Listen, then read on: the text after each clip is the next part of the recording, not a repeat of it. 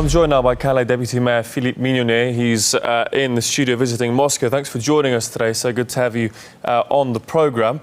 Now, just the jungle camp, if I can start with that, that was cleared some time ago, wasn't it now? And I was actually in Calais a few months ago. It did seem pretty empty, certainly nothing left of what was once a very big camp. What's the situation like now, though? Because migrants are still trying to reach the UK through Calais, aren't they? That's still very much a travel point. So what's the situation there like now? We have now back about 500 migrants. And the situation is no comparison to what it was before October 16 last year, before the camp was cleared. But the situation is becoming, again, a bit hard. Nothing happens in the city centre, nothing at all. It's a couple of miles away, but it comes back very difficult. We had at the beginning of the week, again, some riots between Afghans and Africans, about 200 migrants fighting once against the other. So we really need those people to be moved away from Calais. The previous president, François Hollande, said, no migrants in Calais. We want now the new president, Mr. Macron, to say the same and act the same. We can't, the Calais citizens can't accept anymore a situation as we've known before. Even if only now there are 500, the situation is becoming hard again, and we don't want that anymore in Calais. And I mean, how are the authorities coping with the migrants that are still in the town? You're saying it's becoming more hard. Are you anticipating an influx of more migrants coming in over the next few months? Of course. The mayor of Calais, Madame Bouchard, refused. You probably heard that we were sent to court by associations. We lost. When I say we, state, department and city.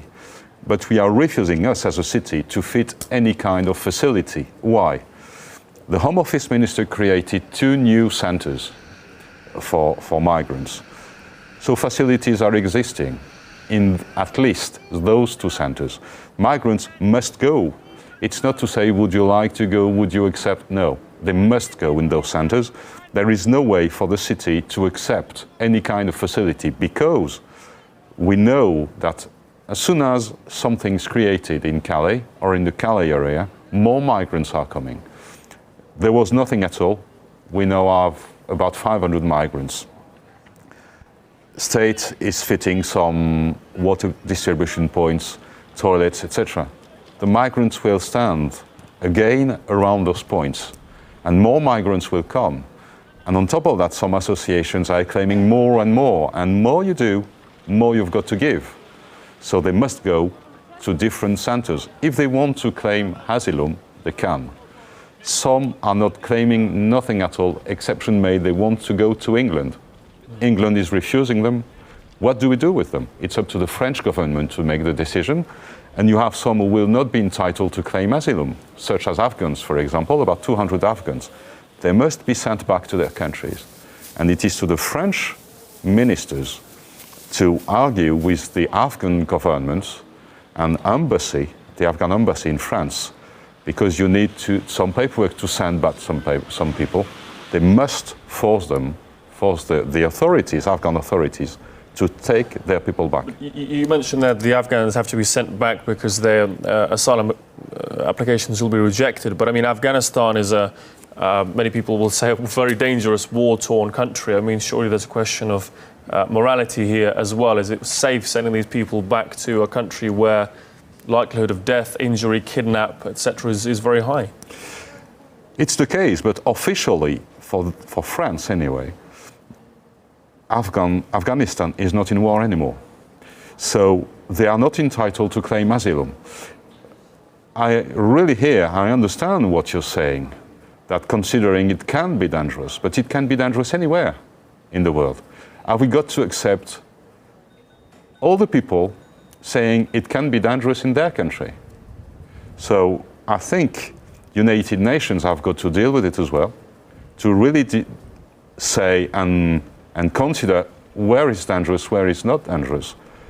In any case, for France, Afghan have got to go back. I'd like to turn to the question of the terror attacks in Spain recently, the double car attacks in Barcelona and Cambril. They were perpetrated by suspects of Moroccan origin, as were other terror attacks in Europe as well by people who've perhaps come in claiming asylum as well. How much of a concern do you think is the issue of radicalised refugees committing these acts?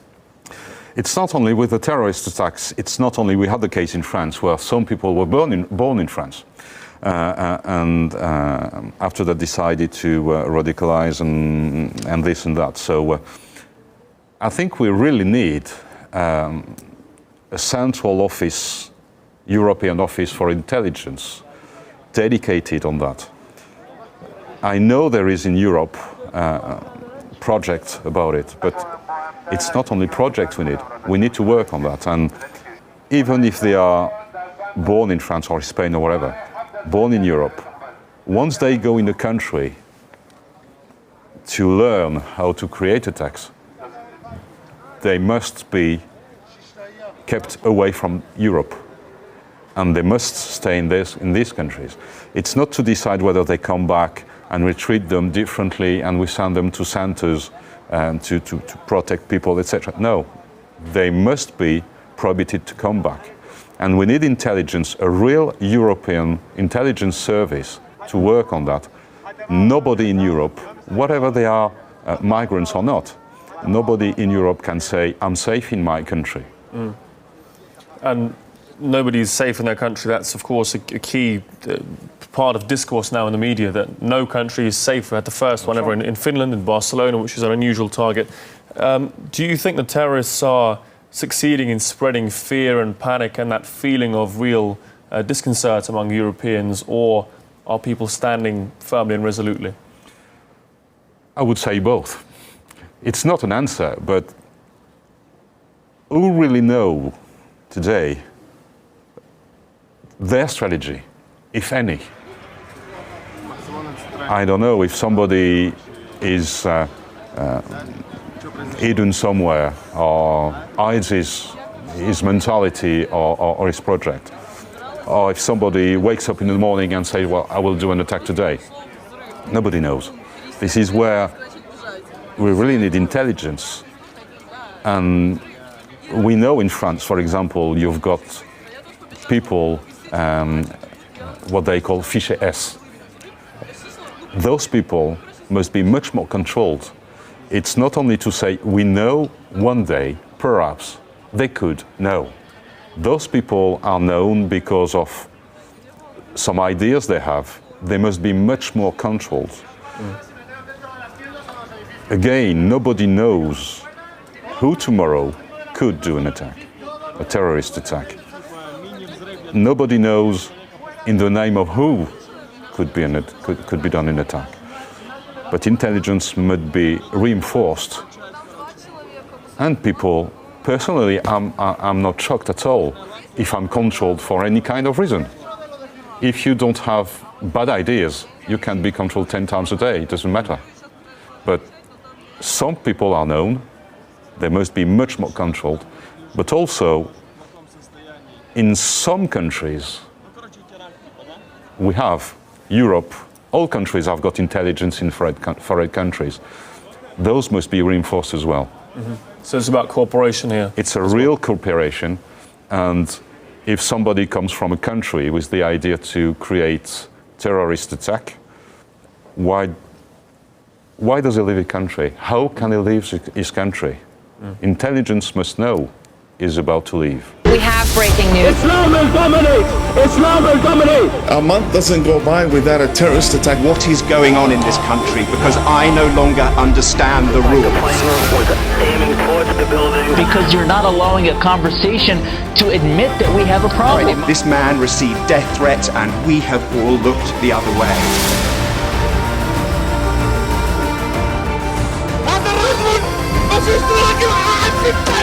Jihad is a holy war declared against the infidel. The more you know, the more you would be afraid. Let me say the question slowly so then you will understand it. will be told you can't complain because you're Islamophobic. Political correctness. We don't want to offend anybody. America, last time I checked, was the home of the brave. These movements that have been fueled by petrodollars that dominate the leadership. British police has started to enforce Sharia law. So you're threatening to come and get me, is that what you're saying? What is the penalty for apostasy? Won't even answer that question. Answer one question.